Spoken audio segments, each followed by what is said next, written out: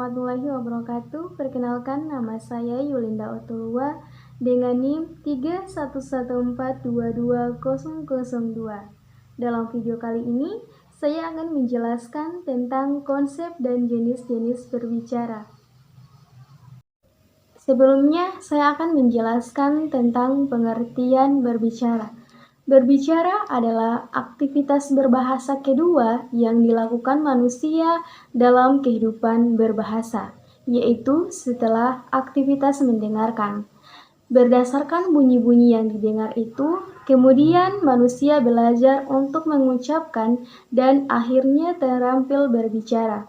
Berbicara diartikan sebagai kemampuan mengucapkan bunyi-bunyi artikulasi atau kata-kata untuk mengekspresikan dan menyatakan atau menyampaikan pikiran, gagasan, serta perasaan. Selanjutnya, saya akan menjelaskan tentang konsep dasar berbicara. Konsep dasar berbicara sebagai sarana berkomunikasi mencakup beberapa hal. Yang pertama, berbicara adalah proses individu berkomunikasi. Berbicara ada kalanya digunakan sebagai alat berkomunikasi dengan lingkungannya. Bila hal ini dikaitkan dengan fungsi bahasa, maka berbicara digunakan sebagai sarana memperoleh pengetahuan, mengadaptasi, mempelajari lingkungannya, dan mengontrol lingkungannya. Yang kedua, berbicara adalah ekspresi kreatif. Melalui berbicara kreatif, manusia melakukan tidak sekedar menyatakan ide, pesona, ucapan kata, dan dalam menyatakan apa yang hendak dikatakannya, tetapi dia menyatakan secara murni, fasih, ceria, dan spontan. Yang ketiga, berbicara adalah tingkah laku. Berbicara adalah ekspresi pembicara. Melalui pembicara sebenarnya menyatakan gambaran dirinya. Berbicara merupakan simbolisasi kepribadian si pembicara. Berbicara juga merupakan dinamika dalam pengertian melibatkan tujuan pembicara kepada kejadian di sekelilingnya, kepada pendengar, atau kepada objek tertentu. Selanjutnya, jenis-jenis berbicara. Berbicara berdasarkan tujuannya. Yang pertama, berbicara memberitahukan, melaporkan, dan menginformasikan.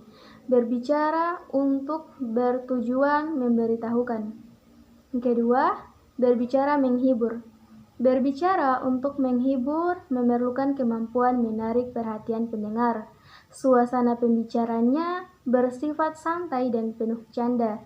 Humor yang segar, baik dalam gerak-gerik, cara berbicara, dan menggunakan kata atau kalimat akan memikat para pendengar. Yang ketiga, berbicara membujuk, mengajak, meyakinkan, atau menggerakkan dalam kegiatan berbicara ini. Pembicara harus pandai merayu, mempengaruhi, atau meyakinkan pendengarnya. Kegiatan berbicara seperti ini akan berhasil jika pembicara benar-benar mengetahui kemauan, minat, kebutuhan, atau cita-cita pendengarnya. Berbicara berdasarkan situasinya. Yang pertama, berbicara formal. Dalam situasi formal, pembicara dituntut untuk berbicara secara formal, misalnya ceramah dan wawancara. Yang kedua, berbicara informal. Dalam situasi informal, pembicara boleh berbicara secara tidak formal, misalnya bertelepon. Selanjutnya, berbicara berdasarkan cara penyampaian.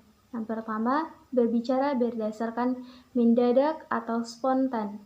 Berbicara mendadak atau spontan adalah kegiatan berbicara yang dilakukan oleh seseorang secara tiba-tiba tanpa ada persiapan, pemberitahuan, atau perencanaan sebelumnya.